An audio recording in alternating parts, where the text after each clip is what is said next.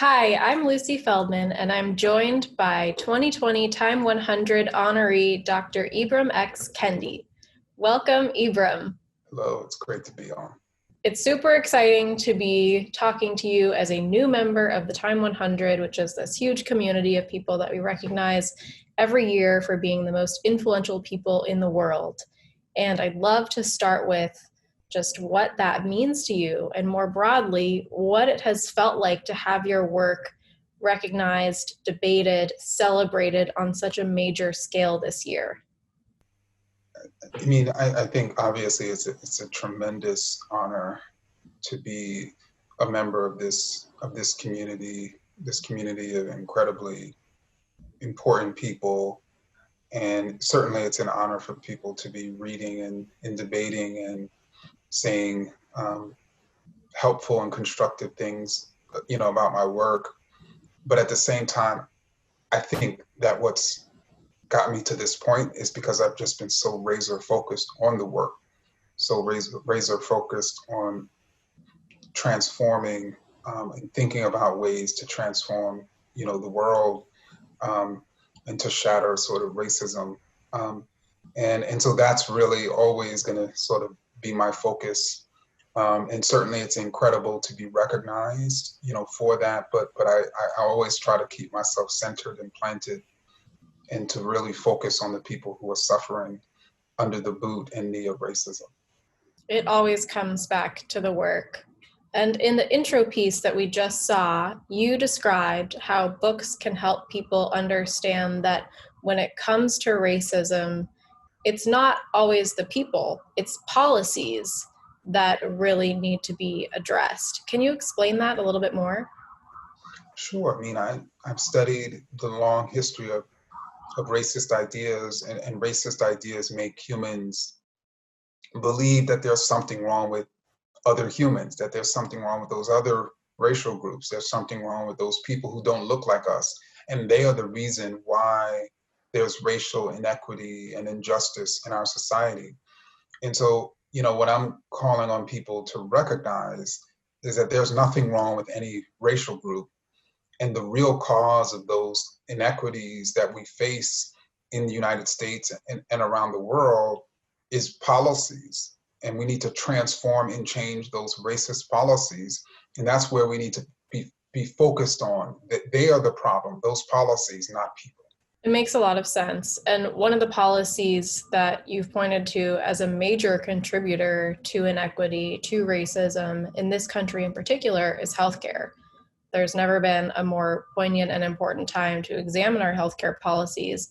I'm curious what you would like to see put into place. I can you imagine if we had a healthcare system where it was built into the system that high quality, free healthcare was a fundamental human right? And so to me, it's not enough that every American has access to, free healthcare. It's not enough that every American can get preventative care or even treatment when they're ill, but it must be high quality. And high quality healthcare is not the type of healthcare in which someone is diagnosing you because of your race, in which someone is mistreating you because of your race. High quality healthcare is just absolutely sort of critical. And I can only imagine the number of people who would be living every year if we had high quality free healthcare for every single person. One of the projects that you've been working on at the Boston University Center for Anti-Racist Research is this COVID-19 racial data tracker. I'd love if you could just tell us a little bit more about that and what you found. So yeah, since we essentially established and unveiled this tracker in mid-April in collaboration with the COVID tracking project at the Atlantic, we have consistently found racial disparities, for literally 5 months. We have consistently found that Black and Native and Latinx people are disproportionately being infected and killed with COVID-19. And we know that in order for us to go about solving the problem of racism, we have to see and measure and track the problem through racial data.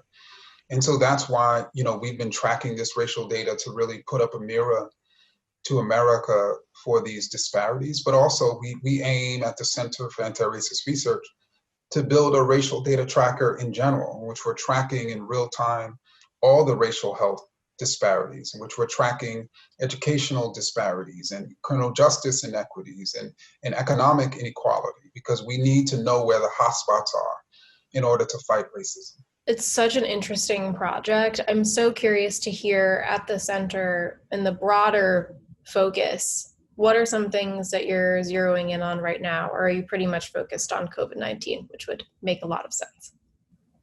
So, I mean, we are certainly focused on COVID-19, from our COVID racial data tracker to we're actually about to unveil some research studies on COVID racial inequities, whether as a result to sort of health and even economic disparities. But we're really focused on building the center in and of itself, and building this sort of apparatus, and building a research center that not only tracks racial inequities, but also studies the racist policies leading to those inequities and proposes anti-racist policies that can heal or eliminate those inequities, that really thinks through how we can sort of narrate those solutions and the problem in a way that everyday people can understand and see the need for that change, and work with, grassroots advocates and policymakers to institute that change, to really bring equity to our country. To stay on health for just a minute, I wanted to ask you, I really appreciated the way that you've spoken publicly about your own colon cancer diagnosis. Health struggles can be so isolating. You never really know what someone's going through. And you came out and you talked about the fact that you received this diagnosis while you were working on your book, How to Be an Anti-Racist. I'd love to know, how are you doing? How is your health now? And how has that experience shaped your worldview? So, I mean, I think someone who is overcoming a, serious illness like stage 4 colon cancer, we never really know how we're doing.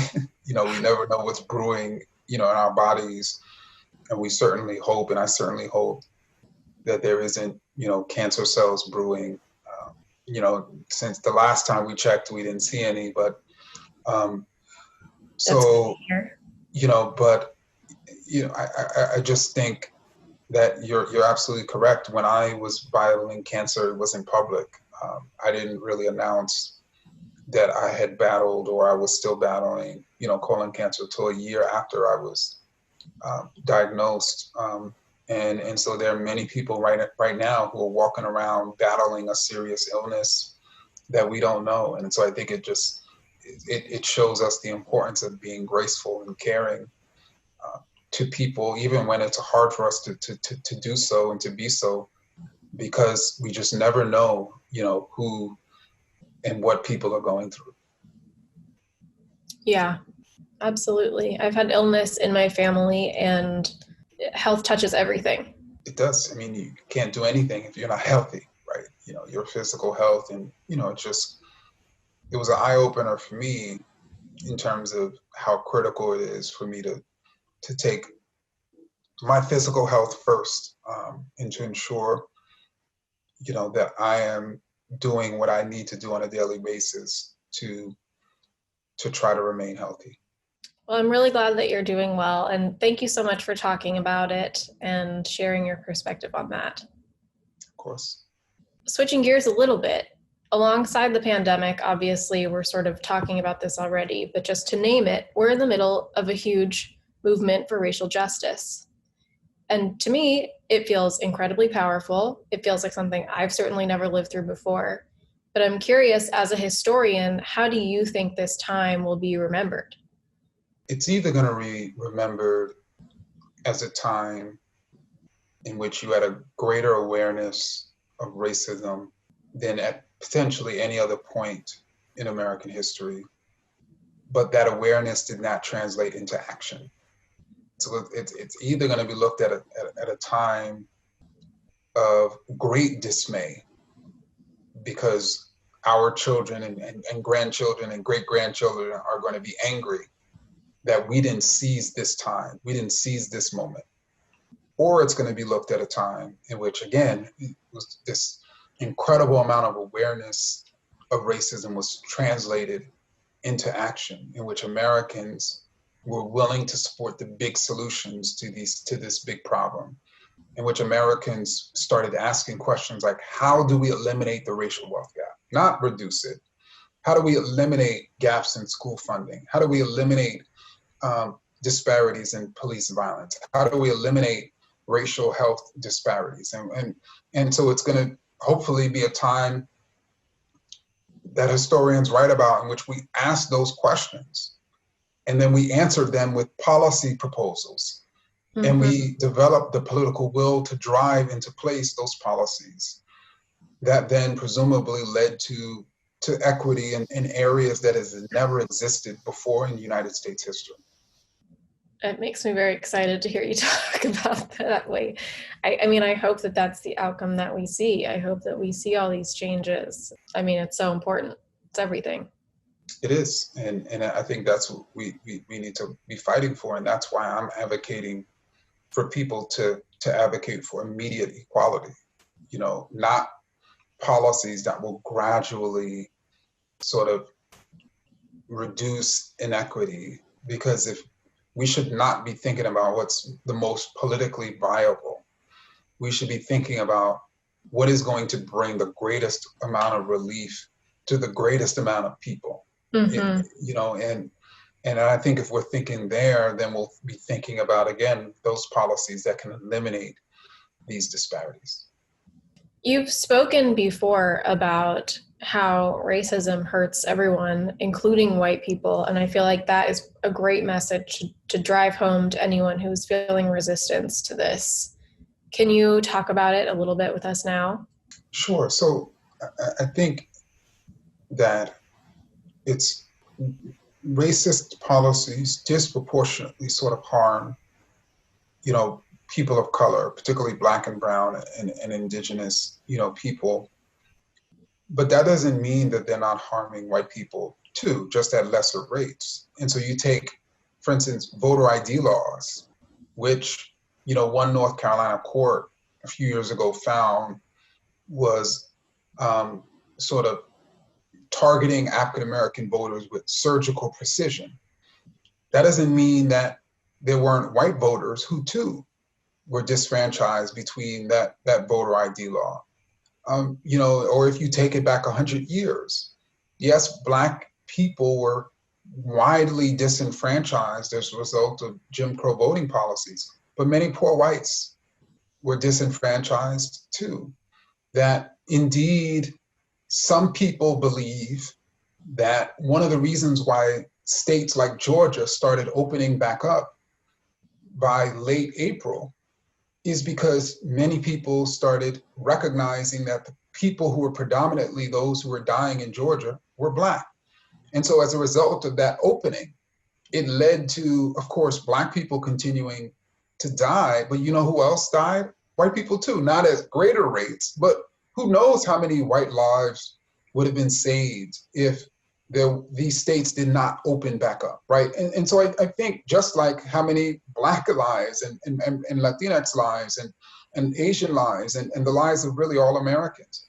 And so I think it's incredibly important for people to sort of realize that, but also it's important for white Americans to realize how they're consistently and constantly controlled and manipulated by their racist ideas.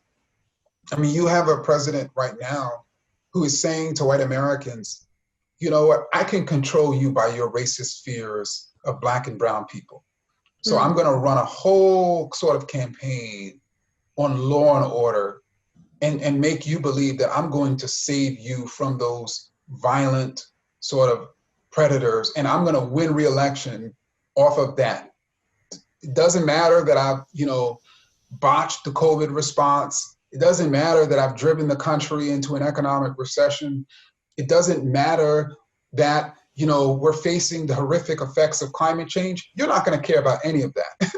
I'm going to still be able to get you to vote for me because I know how scared of Black and brown people you are. I mean, that's basically what he's saying to white Americans, which again shows just how racism, controls and manipulates people. Another thing that's sort of related to this is an idea that you wrote about called feelings advocacy, which, if I understand it, is when people feel terribly about the injustice that they see in the world, and then they go home and they read a certain book, or they show up at a single protest. They do something that makes them feel better, and then that's where it ends for them. Did I get that right? And can you talk about the problems with this approach? Yeah, I mean, can you imagine, let's say, if you watch a horrific cell phone video of somebody being killed by police and you feel horrible, and then you decide to go to a demonstration, and then you feel better after the demonstration, and then you don't do anything else. And then what happens next week? Somebody else is killed as a result of police violence. And then you feel bad again. And then you go to a demonstration again, and then you feel better again. So what's changing? The only thing that's changing is your feelings, but you still have this persistent amount of racial injustice that is persisting.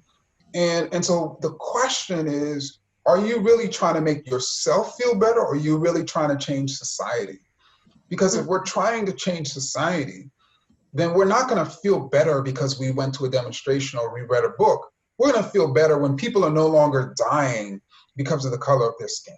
Yeah, I think it's a really powerful concept, feelings advocacy, that we should internalize, because there's so much virtue signaling, there's so much talk.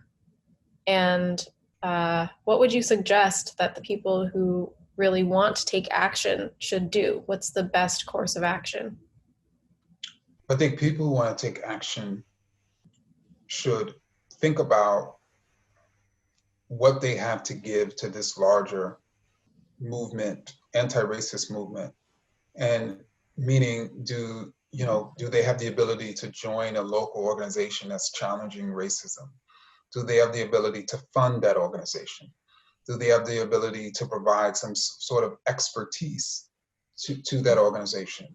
Do they have the ability to use their platform to elevate and spread the message of that organization? I think every one of us needs to figure out what is it that we have to give to support those entities, those organizations, those campaigns, even those policymakers who are really trying to drive sort of policy change. That's where we need to be focused on, not our feelings. I would love to talk about one of the other Time 100 honorees this year. As you know, Angela Davis is also on the Time 100 2020. And I know that she's played a big role in your own work. She played a big role in Stamped. And I'd love to just hear from you how she has influenced you. So, I mean, first and foremost, it was 30, so really close to 40 years ago, at a speech in the Bay Area, that Angela Davis said, it's not enough for us to be not racist. We must be anti-racist. And so she was one of the earliest people to call for Americans to be anti-racist. And in many ways, in my book, Stamped from the Beginning, I chronicled her life of sort of being anti-racist. And I chronicled it as a model for what many of us can strive to be. And I chronicled someone who has been willing over the course of her career to defend the most vulnerable groups in our sort of society when other people were unwilling to defend those prisoners, those women, those queer people, those poor people, and especially those Black women and those Black poor people and those Black, queer people, and who was willing to really speak out against many forms of oppression, from sexism to patriarchy, to homophobia, to capitalism, you name it, she has challenged it. And I think she has always really inspired me. And so to share, to be, on this list, on the Time 100 with the great, Angela Davis is a gift in and of itself. Oh, I'm so glad to hear it. And obviously, it's extremely well deserved for both of you.